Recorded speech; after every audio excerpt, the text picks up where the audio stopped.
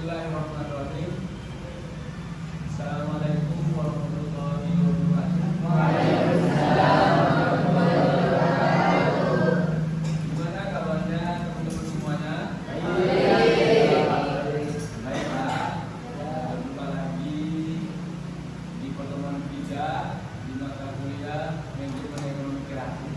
Di mana pada pertemuan sekarang kita akan membahas terkait dengan kreatif dan inovatif. Kreatif dan inovatif. Baik, sebelum memulai perkuliahan pada hari ini, marilah kita berdoa. Untuk doa, saya pasrahkan kepada ketua kelas. Sudah tempat kamu persilakan. Sebelum kita mulai mata kuliah pada siang hari ini, alangkah baiknya kita berdoa menurut kepercayaan masing-masing. Berdoa dimulai. Amin. Berdoa selesai. Baik, terima kasih atas doa yang telah dipimpin ketua kelas. Semoga dengan membaca doa tadi, apa yang akan kita pelajari dan apa yang kita dengarkan, semoga menjadi ilmu yang manfaat. Amin.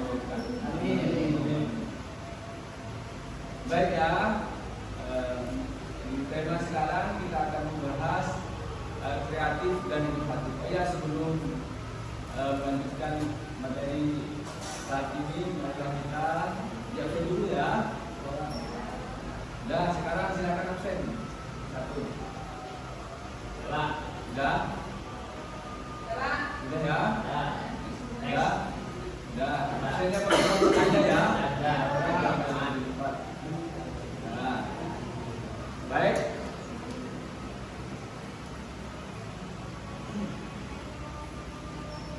Nah. Sebelum melanjutkan materi pada pertemuan ketiga, di mana materi pertemuan ketiga ini adalah kreatif dan inovatif. Coba saya ingin melihat, ingin mengetahui kira-kira minggu kedua kemarin membahas apa? Kira-kira membahas apa? Saudara Mas Rohan. Baik, izin. Jadi pertemuan kedua kemarin yaitu membahas tentang sejarah perkembangan ekonomi global, yang mana semua itu berawal dari era pertanian, lalu dilanjut dengan era industri, dan dilanjut dengan era reformasi atau reformasi. Baik, terima kasih tepuk tangan untuk semua. Pasti ada sisa-sisa yang diingat pada pertemuan itu. Awal mula sebelum adanya pemikiran ekonomi kreatif atau manajemen kreatif, minggu kedua di pertemuan kedua kita membahas terkait sejarah pemikiran ekonomi kreatif. Awalnya dari ide langsung turun ke petani, era pertanian, era industri, dan era yang saat kita akan bahas sekarang. Ya, ini sekarang temanya kreatif dan inovatif. Ini sumbernya ini ya. Ini tujuan belajar sekarang. Pertama, mampu menjelaskan konsep tentang kreatif. Jadi teman-teman gimana sekiranya setelah pembelajaran ini kayak tadi, kayak yang disampaikan Rohan minggu depan, bisa mengingat bahwa tujuannya seperti ini, mampu menjelaskan konteks berpikir kreatif, mampu menguasai pola pikir kreatif, mampu membedakan karakteristik kreativitas, siklus, dan kreativitas. Itu tujuannya. Sebelum membahas melanjutkan kreatif dan inovatif, pertemuan yang sekarang karena ada dua kata kreatif dan inovatif. Pertemuan yang sekarang di pertemuan ketiga ini saya akan membahas terkait dengan kreatif. Ya, sebelum melanjutkan, mari kita lihat dulu ada video di sini.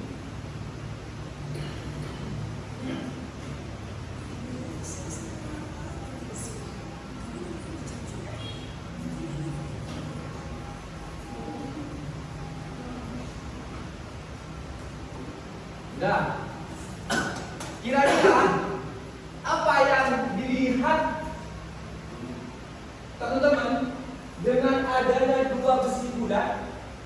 Gimana cara menyelesaikan masalah ini? Dengan apa caranya? Pakai gergaji apa? Pakai gergaji atau Gerinda. Apa lagi? Kah? Ada lagi pakai apa? Pakai apa? Pakai coran. Ada pakai coran kulit. Ada pakai dengan melihat apa foto pada video ini sebelum melanjutkan cara melepaskan dua bulatan besi itu. Ada yang pakai esok, ada gergaji, pakai gerinda, pakai coran dan lain sebagainya. Bagus. Terutama untuk semuanya. Itu adalah cara yang bisa. Gimana cara mengeluarkan apa bulatan besi ini biar tidak pakai cara instan? Monggo sama-sama simak.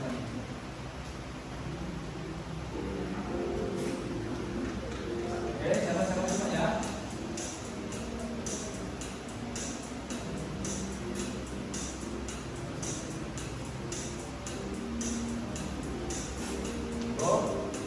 Sudah bersama.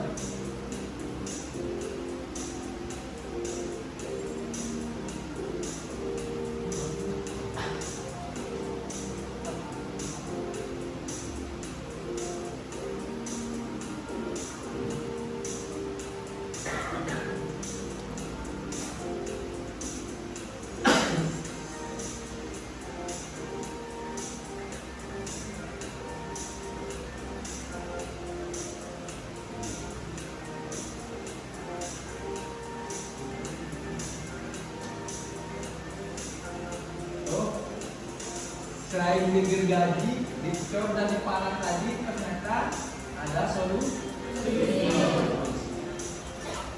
Ada solusi. Ya, sudah ya, ada solusi.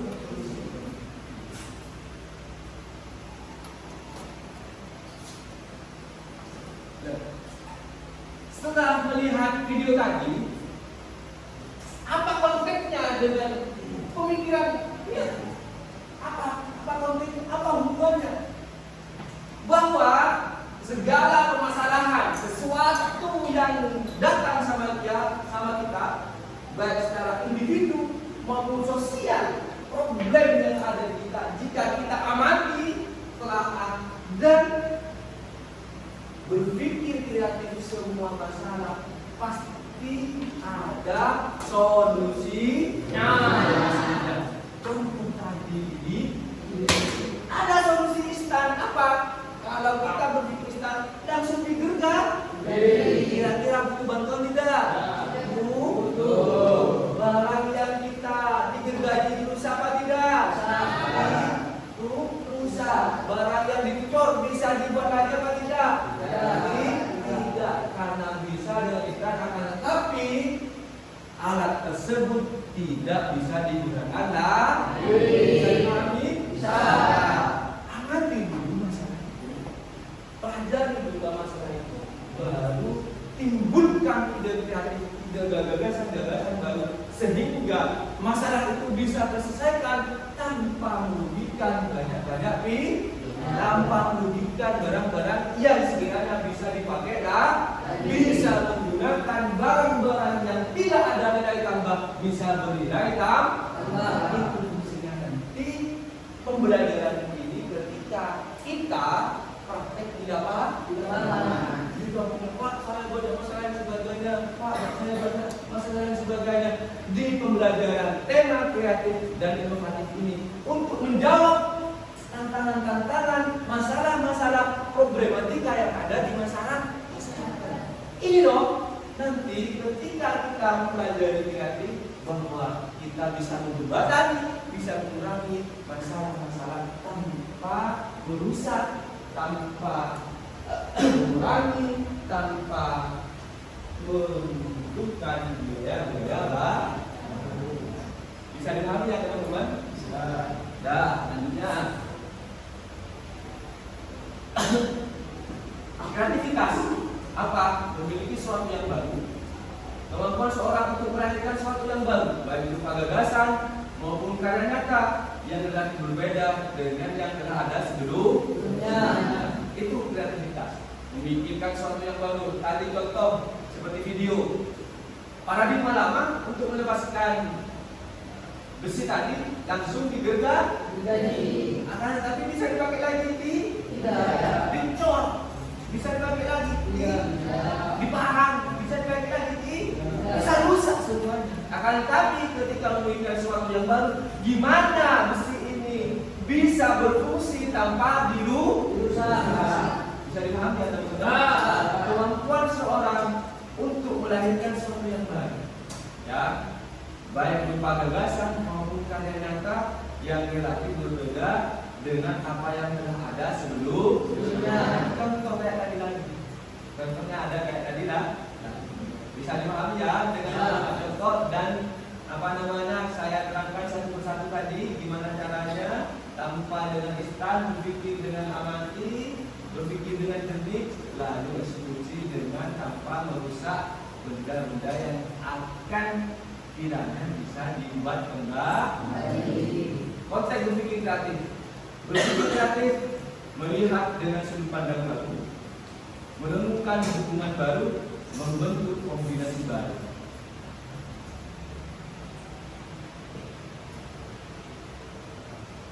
Contoh sekarang, ya, ini ada sampah. Mungkin teman-teman lagi minum kan? Ya,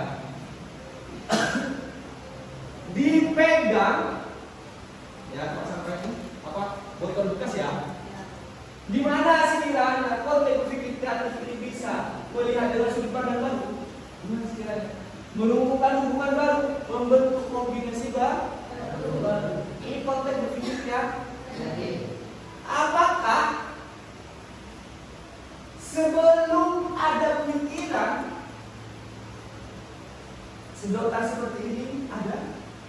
Tidak ada. Sebelum ada pemikiran, adakah di dalam gelas air sebelum ada pemikiran baru? Tidak ada. Mungkin zaman dahulu air yang adanya di sungai, yang adanya di sumur. Berhubung ada pemikiran baru, ada sudut pandang baru yang semula ini harus sumur dan di sungai, akhirnya ada pemandangan baru. Di sini seandainya bisa dibawa dalam kelas. Bisa dipahami?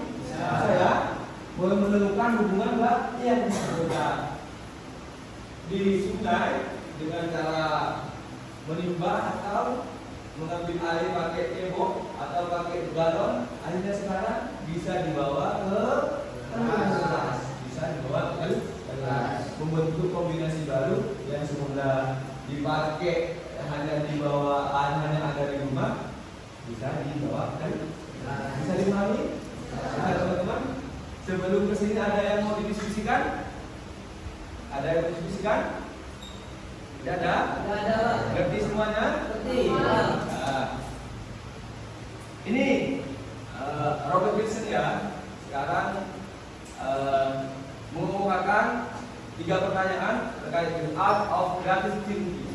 Ini adalah Robert Wilson ini karena dari kalangannya terkait dengan buku-buku kreatif pemikiran sehingga menimbulkan 3 pertanyaan. Apa kreativitas itu? Mengapa manusia berkreasi? Apa hambatan untuk menjadi kreatif? Hambatannya. Oke. Dari pertanyaan itu timbullah jawaban. Kreativitas adalah kemampuan untuk menciptakan. Kreativitas dianggap sebagai kemampuan untuk menghasilkan gagasan baru atau wawasan yang segar. Kenapa manusia? Ini apa maksudnya? Mengapa manusia berkreasi? Dari semua makhluk yang ada di dunia ini, hanya manusia yang dikaruniakan untuk mengubah perilakunya ke arah yang lebih berdaya, merencanakan kehidupannya dan melahirkan gagasan kreatif, menentukan pilihan sendiri dengan pertimbangan tanggung jawab. Ya, ada yang bawa HP?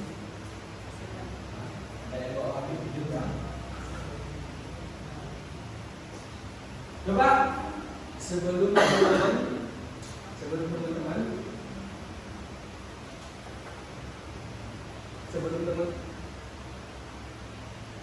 teman-teman tahu HP yang seperti ini, tahu HP yang seperti apa lagi model HP? Nokia yang ini seperti itu. Seperti itu ya. Saya kira kenapa sekarang kok ada HP yang beda sampai sekarang? Ini ada tidak ada sendiri. Kenapa? Ada kreativitas. Karena pemikiran timbul pemikiran kreatif dan inovatif. Apa? Menciptakan dianggap sebagai kemampuan untuk menghasilkan gagasan baru atau wawasan yang baru. Yang semula HP hanya fungsinya komunikasi. Halo? Ada di mana ya? Halo? Ada di mana Bapak? Ibu gimana kabarnya? Tapi dengan adanya pemikiran kreatif dan inovatif sekarang, pengen tahu keadaan ibunya, ibu keluar semua, baik wajah ibu atau wajah yang semesta itu ada semua. Pengen tahu keadaannya si dia, ada semua. Itu ada di bidang komunikasi. Lain-lainnya sekarang pengen kita makan tinggal GoFood pencet yang penting ada saldo selesai. Makanan yang semula ke tempat warung sekarang di tempat tidur dapat makan. Pengen tahu keadaan Prancis sekarang gimana, tinggal searching pakai HP. Pengen tahu keadaan di Bandung sekarang gimana, keadaan tinggal di mana. Keadaan pendidikan kreatif dan inovatif dunia ada di Jogja. Siapa yang menciptakan itu? Yaitu manusia yang dibekali oleh yang bisa mengubah arah perencanaan dan kehidupan yang melahirkan kreatif dengan memiliki kemampuan self dimension, menentukan pilihan sendiri dengan pertimbangan tanggung jawab. Bisa dipahami ya? Bisa dipahami ya? Itu kenapa manusia harus berpikir kreatif, bisa bertanggung jawab terhadap tantangan-tantangan apa yang akan datang. Gimana persoalan jika diambil seperti ini? Gimana solusinya? Ada manusia yang bisa memberi solusi. Hanya manusia yang bisa berkreasi. Hanya manusia yang bisa berinovasi. Baik, ini dari John Eden lagi. Menghadirkan suatu benda hal yang sebelumnya sama sekali belum ada untuk dipergunakan. Ide yang kreatif dikaitkan dengan ide baru, paling tidak bagi orang yang bersangkutan. Ide kreatif ini dapat melibatkan sebuah usaha, penggabungan dua atau lebih ide-ide hal yang berdasarkan secara langsung. Siapa yang bisa memberi contoh? Siapa yang bisa memberi contoh? Yang bisa memberi contoh? Siapa? Oh, bisa mampir Pak.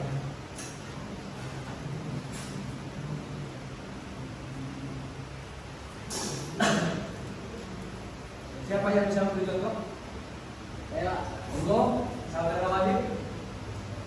jadi ingat yang setelah yang mempunyai ide kreatif yang sebelumnya, saya contohkan ke galon Pak. Galon yang sebelumnya galon itu kita membuat kreativitas yang asalnya sebuah galon menjadi berbunga Pak.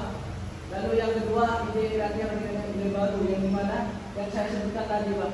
Terus ide kreatif ini dapat melibatkan sebuah usaha penggabungan dua yang contoh misalnya Pak, saya membuat pot bunga, terus yang bawah ini menjual ke si Mas Lo yang usaha pot bunga itu Pak. Terus. Baik. Bisa kalian sebutkan? Tepuk tangan dulu. Contoh yang diterangkan oleh Mas Fahri. Tahu dalam teman-teman? Tahu ini tidak? Punya kan? Seandainya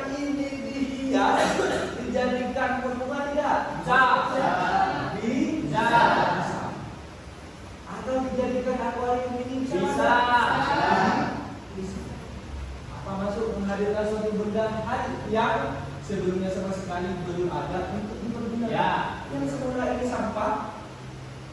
ini sampah, dihias menjadi akuarium ini. Yang nomor satu kena apa enggak? Ngerti ya? Yang kedua silah. Ide yang mungkin dikaitkan dengan ide yang baru paling tidak bagi orang yang bersangkutan. Siapa yang begini? Aku sih. Saya atau pemikir ya. Bisa dipahami? Bisa. Ide ini dapat melibatkan sebuah usaha penggabungan dua atau lebih ide-ide hal yang berbeda secara langsung. Sampel tadi katanya Mas Rohan mempunyai usaha bunga. Mas Wahid mempunyai usaha pot bunga. Dijual kepada Mas Rohan. Kira-kira yang Mas Wahid ini menjualkan sampah yang berupa pot bunga yang sudah disedia dengan kreatif, Mas Rohan menjual bunga, apakah tidak ada yang diuntungkan? Diuntungkan semua. Wahid menguntungkan ini dari sampah, si Mas Rohan menguntungkan bunganya karena terjual. Bisa dipahami? Bisa. Seperti itu maksudnya tadi yang Mas Pak.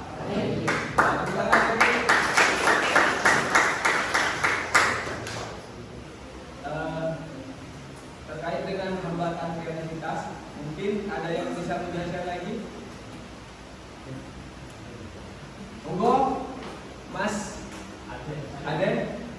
Monggo. Ini dijelaskan pertama itu adalah kebiasaan. Hambatan dalam kebiasaan itu contohnya seperti kita yang terbiasa bangun pagi terus disuruh bangun siang atau lebih dari itu suatu hambatan dalam aktivitas. Selanjutnya keterbatasan waktu dan energi. Kita setiap harinya pasti banyak hal-hal dan aktivitas yang itu membuat waktu kita jadi sedikit atau bisa dibilang terbatas, dan juga energi kita yang digunakan dalam hal-hal lain. Selanjutnya tidak kemampuan mengenali masalah. Contohnya ketika kita sedang mendapatkan masalah, kita tidak mampu mengenali masalah ini hulunya dari mana, berasal dari mana, dan cara pemecahannya bagaimana. Selanjutnya gagal. Orang yang kreativitas ketika sudah memikirkan kegagalan terlebih dahulu, itu bisa membuat ide-ide itu menjadi hilang atau butuh karena kita sudah memikirkan kegagalan tersebut. Selanjutnya kritik orang lain. Di saat kita ingin berinovasi atau berkreativitas, kadang orang itu sering berkomen, berkritik, entah itu positif dan negatif. Namun yang menjadi masalah di komen negatif sehingga membuat mental kita menjadi down. Selanjutnya puas diri dan tidak berpendirian. Misalnya kita menghasilkan sebuah karya yang dimana kita menganggap karya itu sudah wow, sudah bagus, kita terlalu berbangga diri alias percaya diri yang berlebihan, dan tidak berpendirian itu seperti kita tidak berkomitmen terhadap hal yang kita dalami.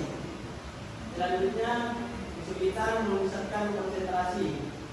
Contohnya ketika kita mengerjakan sesuatu, kita tidak fokus dengan apa yang kita kerjakan. Kita melihat ke hal-hal lain sehingga apa yang kita kerjakan sebelumnya itu tidak terselesaikan, dan kita mendapatkan masalah-masalah baru tanpa menyelesaikan masalah yang sebelumnya.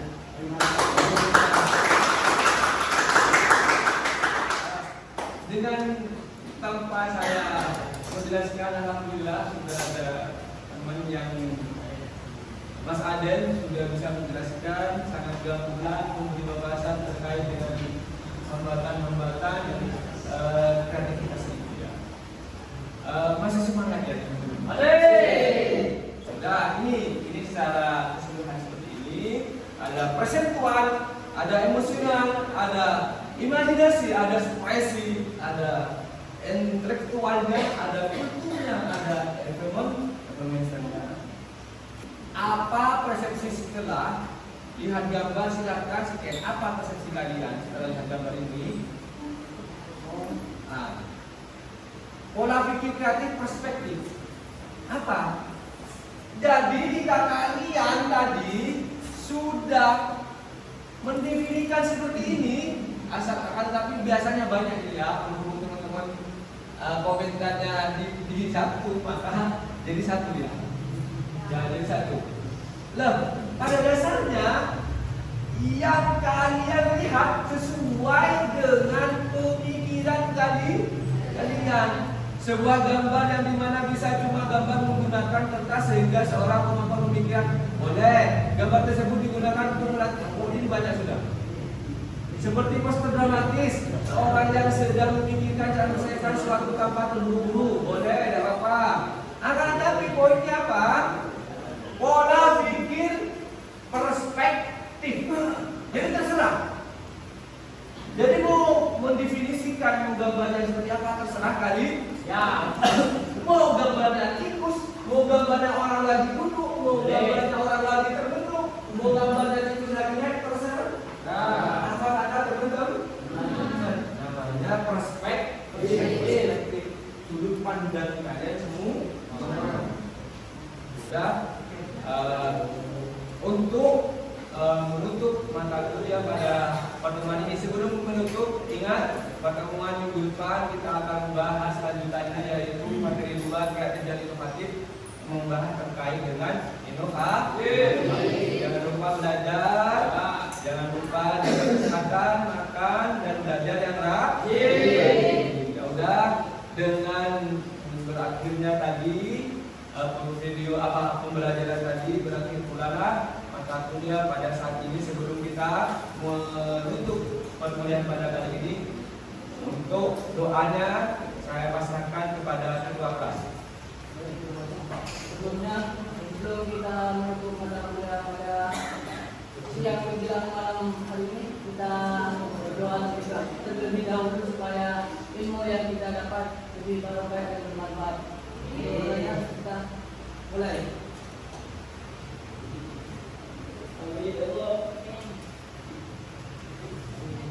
Amin. Dengan